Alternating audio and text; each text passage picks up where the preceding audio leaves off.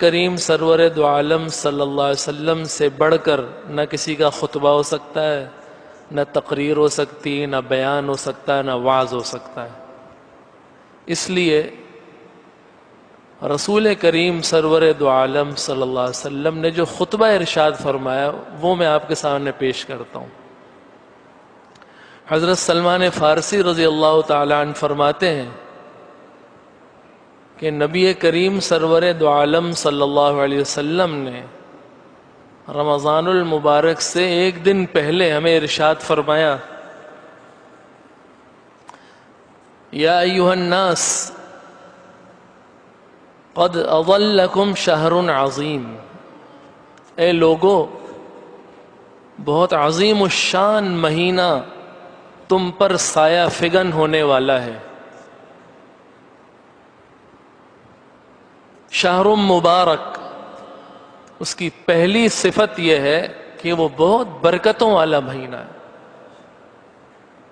برکت کہتے ہیں تھوڑی چیز میں زیادہ نفع ہو جائے، تھوڑے وقت میں زیادہ کام ہو جائے، تھوڑے عمل میں زیادہ ثواب مل جائے۔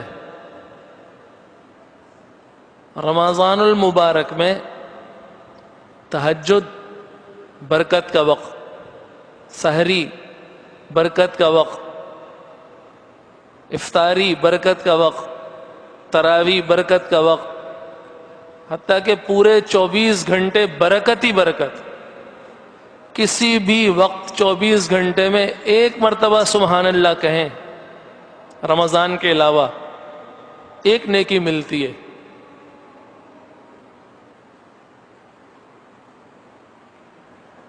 اذان ہو جائے۔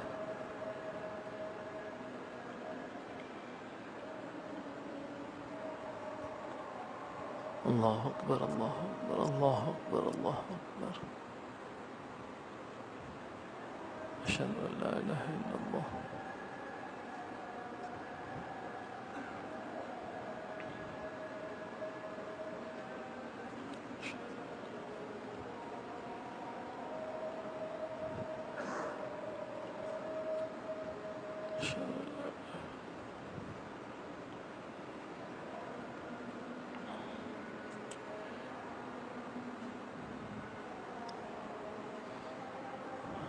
أشهد أن محمد رسول الله صلى الله عليه وسلم۔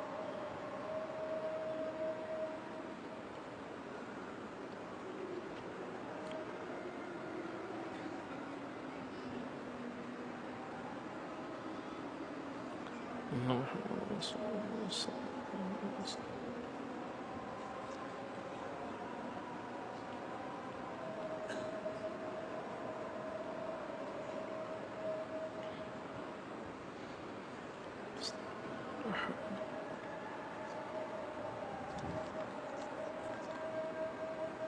لا حول ولا قوة إلا بالله، حي على الصلاة، حي على الصلاة، لا حول ولا قوة إلا بالله۔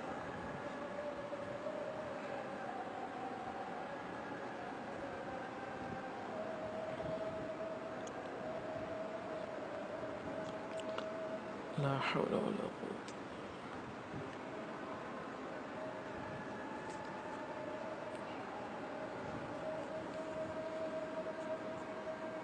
لا حول ولا قوة۔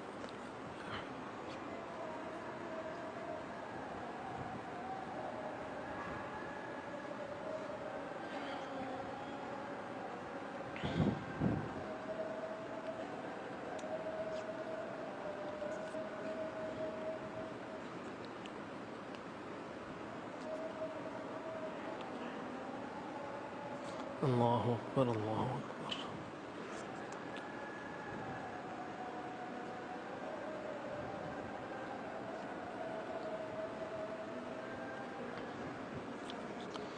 لا إله إلا الله، اللهم صل وسلم على محمد، اللهم رب هذا التام والصلاة القائمة محمد وسلم ومع مقام محمد وعلى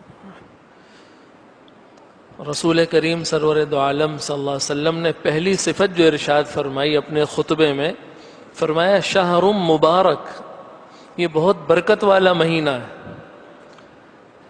آگے فرمایا شہر فیہ لیلۃ خیر من الف شہر، یہ اتنا عظیم مہینہ ہے، اس میں ایک رات ایسی تمہیں ملے گی جو 1000 مہینوں سے بڑھ کر ہے، وہ ہے لیلۃ القدر۔ اس میں جو عبادت کرے گا اس کو ایسا ثواب ملے گا جیسے 1000 رات اس نے عبادت کی، بلکہ خیر من الف شہر، اس سے بھی زیادہ بڑھ کر اس کو ثواب ملے گا۔ حدیث میں آتا ہے جو لیلۃ القدر سے محروم ہو گیا وہ ایسا ہے جیسے تمام خیروں سے اللہ نے اسے محروم کر دیا، اور اسے اللہ تعالیٰ نے عشرہ اخیرہ میں رکھا ہے، اور فرمایا کہ عشرہ اخیرہ میں لیلۃ القدر کو تلاش کرو۔ پوچھتے ہیں لوگ جی کون سی رات کو ہوگی یہ، تو اکثر یہی کہتے ہیں نہیں 27ویں کو ہوگی، بعض لوگ یہ کہہ دیتے ہیں کہ 21ویں 23ویں طاق راتوں میں سے کوئی ایک ہو جائے گی۔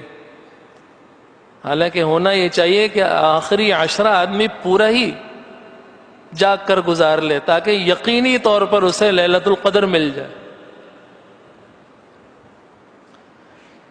آگے فرمایا جعل اللہ صیامہ فریضہ وقیام لیلہ تطوعا، کہ اللہ تبارک و تعالی نے رمضان کے روزوں کو فرض قرار دیا اور رات میں عبادت کو تطوع قرار دیا، مراد اس سے تراویح ہے۔ ایک حدیث میں آتا ہے آپ علیہ الصلاۃ والسلام نے ارشاد فرمایا کہ اس کے روزے اللہ نے فرض کیے، وَسَنَنْتُ لَكُمْ قِيَامَهُ، اور اس کی تراویح کو میں سنت قرار دیتا ہوں۔ یہ روزے تو پچھلی امتوں پر بھی تھے نا، لیکن جس شان سے اس امت کو عطا کیے گئے کسی بھی امت کو نہیں عطا کیے گئے۔ تراویح تو تھی ہی نہیں، واللہ تعالیٰ نے اس امت کو ایک تحفہ عطا فرمایا تراویح کا۔ سجدہ جو کرتا ہے انسان، حدیث میں آتا ہے کنز العمال کی 4 جلد میں حدیث ہے، رسول کریم سرور دو عالم صلی اللہ علیہ وسلم نے ارشاد فرمایا کہ جب بندہ سجدہ کرتا ہے تو بندے کی پیشانی رحمان کے قدم پر ہوتی ہے۔ اللہ اکبر۔ سجدہ جو ہے ایسا مقام قرب ہے کہ اللہ تبارک و تعالیٰ کا ایسا قرب، اتنا زیادہ قرب سجدے کے علاوہ کسی چیز میں نہیں ملتا۔ اسی لیے قرآن کریم میں سورۃ العلق اقرأ بسم ربک الذی خلق کی جو آخری آیت ہے، اللہ فرماتے ہیں سجدہ کرو اور میرے قریب ہو جاؤ۔ تو یہ جو تراویح ہے نا، اللہ تعالیٰ نے 20 رکعت تراویح میں 40 سجدے عطا فرمائے، یعنی 40 مقامات قرب عطا فرمائے۔ اتنا زیادہ انسان کو اللہ تعالیٰ سے قرب عطا ہوتا ہے۔ اور اس تراویح کے ساتھ ہمارا کیا ظلم و ستم ہوتا ہے۔ بعض تو بیچارے پڑھتے نہیں، مختلف دلائل بھی ان کے پاس ہوتے ہیں، جنہوں نے نہیں پڑھنا ہوتا دلائل انہی کے پاس ہوتے ہیں۔ بعض 6 روزہ پڑھ لیتے ہیں۔ یاد رکھیں تراویح الگ سنت ہے اور قرآن کریم ختم کرنا الگ سنت ہے۔ پھر فارغ ہو جاتے ہیں 6 روزہ کے بعد، بعض 10 روزہ کے بعد فارغ ہو جاتے ہیں۔ پورے مہینے تراویح پڑھنا سنت ہے، مؤکدہ ہے۔ 20 رکعت تراویح پورے ماہ رمضان، قیام لیلہ تطوعا سننت لکم قیامہ۔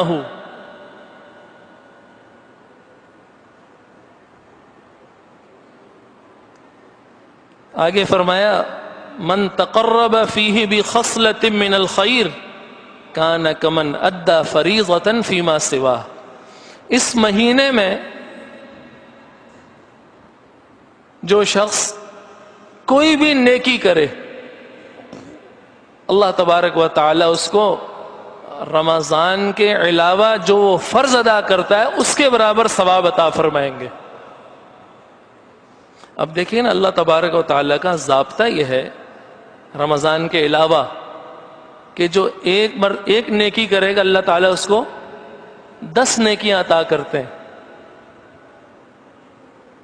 تو رمضان المبارک میں جب ایک نیکی کرے گا تو اسے عام دنوں کے فرضوں کے برابر ثواب ملے گا. تو کتنا ہو گیا؟ یعنی 10 سے بھی زیادہ چلا گیا. ایک مرتبہ سبحان اللہ آدمی کہتا ہے اسے 10 نیکیاں گویا کہ ملتی ہیں. اور رمضان المبارک میں جب ایک مرتبہ سبحان اللہ کہے گا تو اسے عام دنوں کے فرضوں کے برابر ثواب ملے گا. ومن ادى فریضة فیہ کان کمن ادى 70 فریضة فیما سواہ. اور جو شخص رمضان المبارک میں ایک فرض ادا کرے گا اللہ جل شانہ اسے رمضان کے علاوہ کے عام دنوں میں جو 70 فرضوں کے برابر ثواب ملتا وہ عطا کریں گے. اس کو بھی ایسے حساب لگا لیں، ایک فرض 10 کے برابر ثواب ملے گا اور رمضان میں ادا کرے تو 70 کے برابر. یعنی عام دنوں ابھی کوئی رمضان المبارک میں فجر کی نماز ادا کرے تو اسے کتنا ثواب ملے گا؟ 700 فجر کی نماز ادا کرنے کے برابر ثواب ملے گا. 70 فرض عام دنوں میں 10 گنا اور رمضان کو ملائے تو 70 کو 700 سے ضرب دے دیں تو ایک کمائی کا مہینہ ہے، نیکی کا مہینہ ہے. آدمی زیادہ سے زیادہ اس مہینے میں نیکیوں میں، اعمال میں، عبادات میں لگے. اور یہ مہینہ اسی لیے ہے تاکہ اس ایک مہینے میں مشق ہو جائے، پریکٹس ہو جائے، تزکیہ ہو جائے، اوور ہالنگ ہو جائے، تاکہ بقیہ 11 مہینے میں انہی اعمال کے اوپر زندگی انسان گزارے. یہ جو موسم آتے ہیں نا اس قسم کے نیکی کے، یہ زندگی میں تبدیلی کے لیے آتے ہیں کہ اب یہ جو رمضان آ رہا ہے اس میں میں نے اپنے لائف اسٹائل کو ایسا چینج کرنا ہے کہ اب میری گزشتہ زندگی اور آئندہ زندگی میں واضح طور پر فرق ہوگا.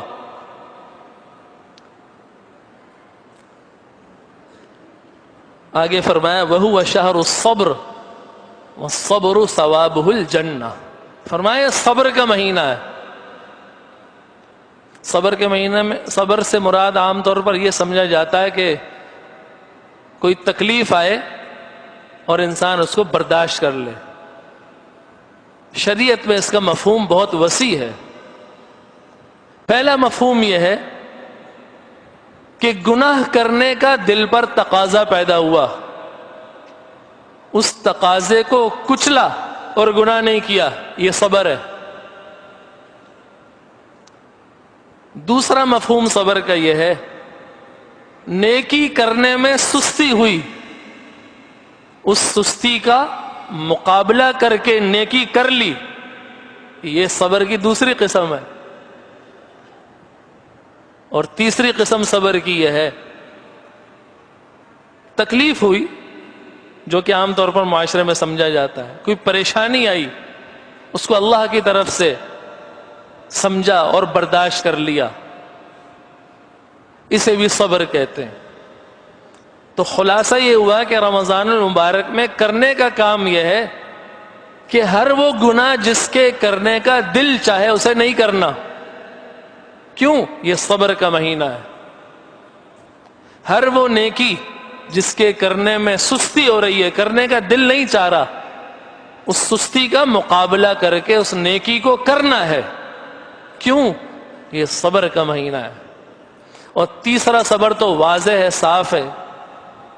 انسان کو بھوک لگتی ہے برداشت کرتا ہے، پیاس لگتی ہے برداشت کرتا ہے، گرمی لگتی ہے برداشت کرتا ہے، تو برداشت کرے.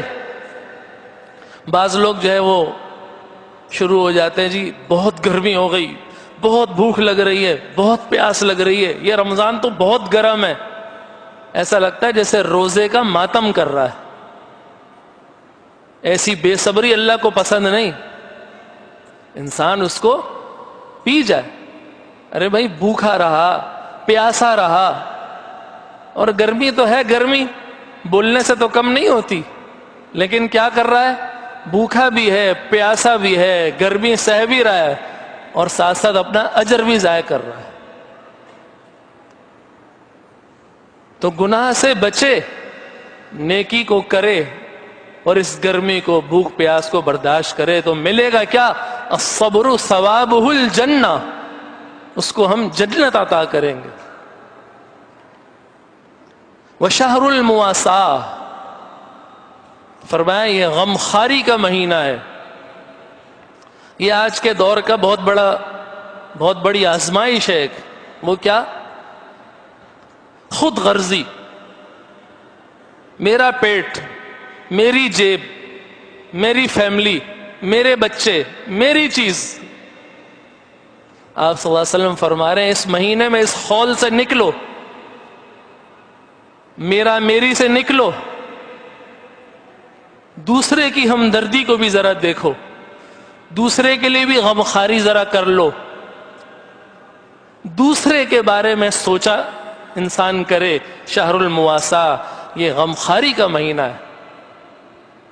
غمخواری خود بخود پیدا ہونی چاہیے. دیکھو بھائی, مجھے بھوک لگ رہی, میں نے روزہ رکھا ہوا ہے. کتنے لوگ ایسے ہیں بیچاروں کو کھانے کے لیے میسر نہیں ہے. ان کی بھوک کا کیا عالم ہوگا, میں کیسے ان کی مدد کر سکتا ہوں. کتنے لوگ ایسے ہیں پینے کو نہیں ہے. ابھی مجھے پیاس لگ رہی ہے تو میں برداشت کر رہا ہوں, اور جو لوگ پانی ہی میسر نہیں ہے ان کی کیا حالت ہوگی. اسی طرح زکوٰۃ کا معاملہ ہے, اسی طرح اور بہت ساری چیزیں. آدمی اس مہینے میں یہ تربیت اپنی کرے. شہر المواساہ, یہ خود غرضی سے نکلے انسان, مادیت سے نکلے انسان, اپنے خول سے نکلے انسان, دوسروں کی ہمدردی, دوسروں کے لیے غمخواری, اس چیز کو اپنے اندر پیدا کرے. آپ صلی اللہ علیہ وسلم نے فرمایا وشہر المواساہ, یہ مہینہ تو غمخواری کا مہینہ ہے, ہمدردی کا مہینہ ہے. وشہر یزاد فیہ رزق المؤمن, یہ ایسا مہینہ ہے جس میں مومن کا رزق بڑھا دیا جاتا ہے. مشاہدہ ہے, اللہ تبارک و تعالی سحری افطاری میں دسترخوان پر, غریب سے غریب آدمی کے دسترخوان پر بھی ایسی چیزیں عطا فرما دیتے ہیں جو رمضان کے علاوہ میں میسر نہیں ہوتی. مشاہدہ ہے. من فطر فیہ صائما کان لہ مغفرۃ لذنوبہ وعتق رقبتہ من النار وکان لہ مثل اجرہ من غیر ان ینتقص من اجرہ شیء.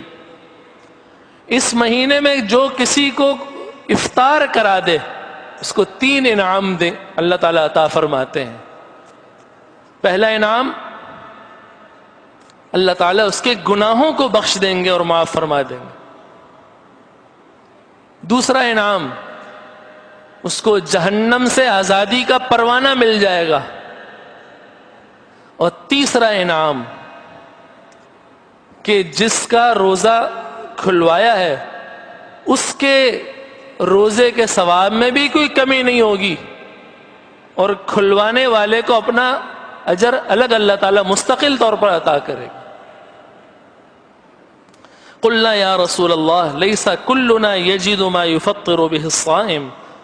صحابہ کہتے ہیں کہ یا رسول اللہ, ہم میں سے ہر ایک کو تو یہ توفیق اور فرصت نہیں ہے کہ ہم روزے افطار کراتے پھریں. ہم میں بعض لوگ تو ایسے ہیں جنہیں اپنے ہی افطاری کی فکر پڑی ہوتی ہے. غربت ہوتی تھی نا, ہر ایک کو تو میسر نہیں ہے. تو آپ صلی اللہ علیہ وسلم نے کیا ارشاد فرمایا؟ فرمایا یعطی اللہ ھذا الثواب من فطر صائما علی مذقۃ لبن او تمرہ او شربۃ من ماء. فرمایا اللہ تعالیٰ یہ ثواب اس کو بھی عطا کریں گے جو ایک گھونٹ دودھ ملا پانی یعنی لسی کا کسی کو پلا دے اس کو بھی یہ ثواب مل جائے گا، یا ایک کھجور کسی کو کھلا دے، ایک کھجور سے افطار کرا دے اس کو بھی یہ ثواب مل جائے گا، اور کچھ نہیں تو ایک گھونٹ پانی کا ہی کسی کو پلا دے اس کو بھی اللہ تبارک و تعالی یہ ثواب عطا فرما دیں گے۔ وَمَنْ أَشْبَعَ صَائِمًا سَقَاهُ اللَّهُ مِنْ حَوْضِي شَرْبَةً لَا يَظْمَأُ حَتَّى يَدْخُلَ الْجَنَّةَ، اور اگر کوئی کسی کو پیٹ بھر کر افطاری کرا دے، اللہ تبارک و تعالی میرے حوض سے، حوض کوثر سے اس کو ایسا پانی پلائیں گے جنت میں داخل ہونے تک اسے پیاس نہیں لگے گی۔ سبحان اللہ، کیا اجر ہے، کیا مبارک مہینہ ہے۔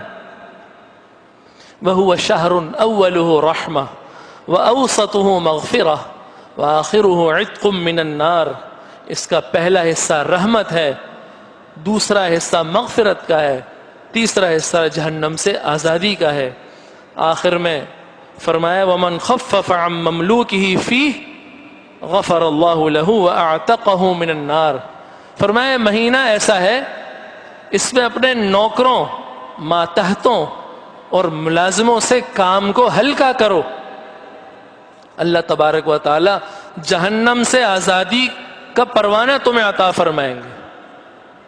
اس مہینے میں اپنے ملازمین سے انسان کام کو ہلکا کر لے، لیکن اس میں بھی یہ دیکھے کہ ملازمین بھی بعض اوقات روزہ رکھ کے بیٹھ جاتے ہیں، جی ہمارا تو روزہ ہے۔ حدیث میں آتا ہے اعطوا الاجیر اجرہ قبل ان یجف عرقہ، فرمایا کہ مزدور کو پسینہ خشک ہونے سے پہلے اس کی اجرت دے دو۔ محدثین فرماتے ہیں کہ مزدور بھی اتنا کام کرے کہ پسینہ تو ٹپکے، اور کام کر کے ٹپکے، پھر کے نہیں ٹپکے۔ تو اس لیے دونوں جانب رعایت ہونی چاہیے، مالک کو چاہیے کہ اتنا کام لے کہ اس پر بہت بوجھ نہ ہو، رمضان کا مہینہ ہے، اور مزدور بھی کام کرے، یہ نہیں کہ ہاتھ پہ ہاتھ باندھ کے بیٹھ جائے۔ اللہ تبارک و تعالی ہمیں اس پر عمل کی توفیق نصیب فرمائے۔ اور آخر میں بات یہ ہے کہ رمضان المبارک کا ایک ایک لمحہ انتہائی قیمتی ہے، اور اس مہینے میں ایک بہت بڑا شیطان ہمارے اوپر مسلط ہو جاتا ہے، مسلمانوں پر۔ وہ کیا؟ وہ یہ کہ یہ جو قیمتی اوقات ہوتے ہیں، جو اللہ تبارک و تعالیٰ سے دعا مانگنے کے اوقات ہوتے ہیں، مثلا سحری کا وقت، مثلا افطاری کا وقت، مثلا تراویح کا وقت، ان اوقات میں یہ چینل والے آ جاتے ہیں، مختلف رمضان شوز کے نام سے۔ سحری آدمی وہ دیکھ رہا ہے، دعا میں لگ ہی نہیں رہا، افطاری میں جی پروگرام آ رہا ہے وہ دیکھ رہے ہیں، تراویح میں وہ شروع ہوا، تراویح گئی۔ کتنی محرومی کی بات ہے، انسان سارا دن مزدوری کرے اور جب اجرت لینے کا موقع ہے تو خالی ہاتھ چلے جائے۔ صبح سے اس نے مزدوری شروع کی ہوئی اللہ تبارک و تعالیٰ کی، بھوکا ہے، پیاسا ہے، روزہ رکھا ہوا ہے، اب افطاری میں اجرت لینے کا وقت آیا تھا، دعا مانگنے کا وقت آیا تھا، اللہ تبارک و تعالیٰ سے کچھ لینے کا وقت آیا تھا، اور یہ خالی ہاتھ چلا گیا۔ اس لیے اپنے اوقات کو اس مہینے میں قیمتی جانیں، اور زیادہ سے زیادہ اعمال میں، اور خاص طور پر تلاوت اور انفاق، یہ دو چیزیں اس مہینے کے ساتھ بہت خاص ہیں۔ کثرت سے تلاوت کرے، اور میں عرض کیا کرتا ہوں کثرت شروع ہوتی 3 پارے سے، 3 پارے سے زیادہ تلاوت کرے، ہر روز تلاوت کرے۔ رمضان میں ہی قرآن کریم نازل ہوا ہے، اور زیادہ سے زیادہ خرچ کرے۔ حدیث میں آتا ہے آپ علیہ الصلوۃ اس مہینے میں تیز آندھی سے بھی زیادہ سخی ہو جاتے تھے، خوب خرچ فرمایا کرتے تھے۔ اللہ تبارک و تعالی ہمیں جیسا کہ رمضان گزارنے کا حق ہے اس طرح اس مہینے کو گزارنے کی توفیق